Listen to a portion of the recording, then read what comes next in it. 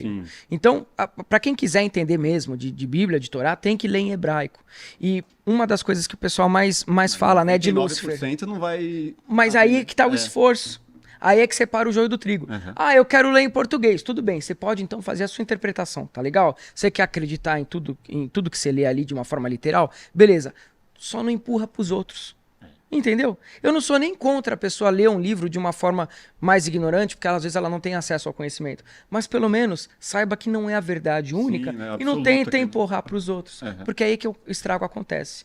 E esse erro aconteceu, por exemplo, com o nome de Lúcifer, né? Que nem a gente estava falando. Sim. Isso aí Lúcifer é o anjo caído. Não existe anjo caído na Torá. Os anjos caídos, eles são da literatura de Enoque.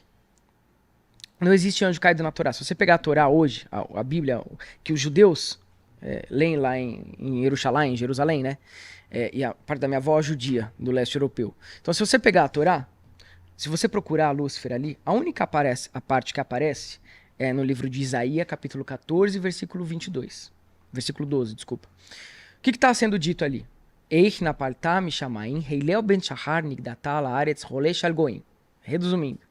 Ó tu que caístes do céu, estrela da manhã, tu que debilitavas as nações. A melhor tradução possível.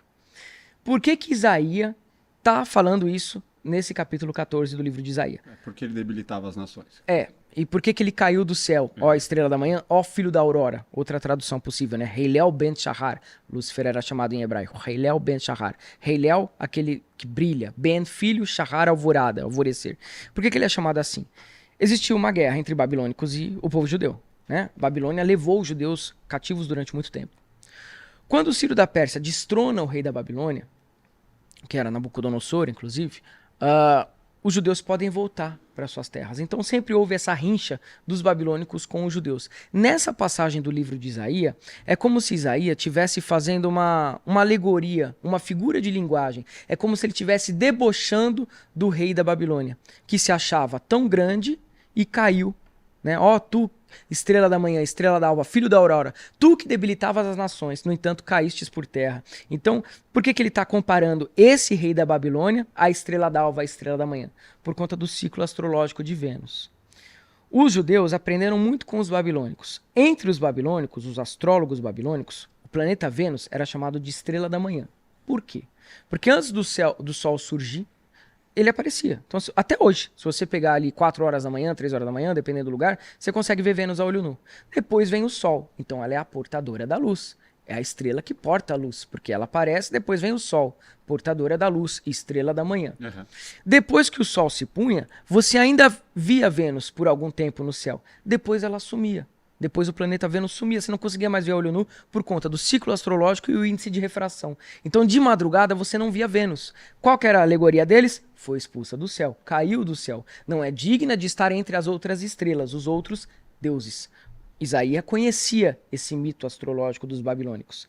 Então, quando ele está falando do rei da Babilônia, ele está fazendo esse comparativo com Vênus, nada de anjo caído, nada de diabo, ele está fazendo esse comparativo com Vênus, porque assim como Vênus caiu do céu, tecnicamente falando, o rei também caiu pela sua arrogância, pelo seu orgulho, porque ele realmente era muito orgulhoso, achava que era muito grande, no entanto, chegou os inimigos e conseguiram destronar ele. E aí isso foi traduzido porcamente, porque a Torá não era para ser traduzida, não era nem para ter saído do núcleo judaico. Isso só acontece com a imprensa de Gutenberg, já no século XIV, que começa a se imprimir coisas. Antes ela já tinha sido também a primeira tradução, né, a Septuaginta, que é a Bíblia para o grego. Já tem uma tradução errada aí de Heilel ben Shahar, já vira algo meio estranho. Depois, quando Jerônimo traduz do grego para o português, então olha quantas traduções do hebraico para o grego, do grego para o português. Aí a cagada termina de acontecer. E aí parece uma entidade que caiu do céu. Bom, a igreja na Idade Média precisava de um inimigo para poder conduzir as pessoas. Vamos pegar esse cara aqui que caiu do céu. Aí ele vira o diabo. Que forma vamos dar para o diabo? É o Satanás, é o tinhoso. Satã, então, é outra etimologia. Vamos dar uma face para ele. Que face que vai ter o mal? A gente precisa do mal personificado para conduzir as pessoas. Aí entra o marqueteiro, né? Aí entra... Não, eu já sei. Tem um deus dos gregos, um cara chamado Fauno. Parece que os gregos fazem um tipo de um culto na floresta. Ele tem pés de bode e chifrinho. Era o Fauno, um dos animais sagrados ali da Grécia, do Dionísio. Era um deus, inclusive, que ele copulava com as ninfas. Era um símbolo de virilidade, de vitalidade. Pegaram esse elemento da Grécia. A igreja já tinha esse conhecimento dessas civilizações pagãs, pegou esse símbolo da Grécia, juntou com o caído lá, a tradução errada, fez um amálgama e virou a figura do diabo, o chifrudo que caiu do céu, chamado Lúcifer, que não tem nada a ver.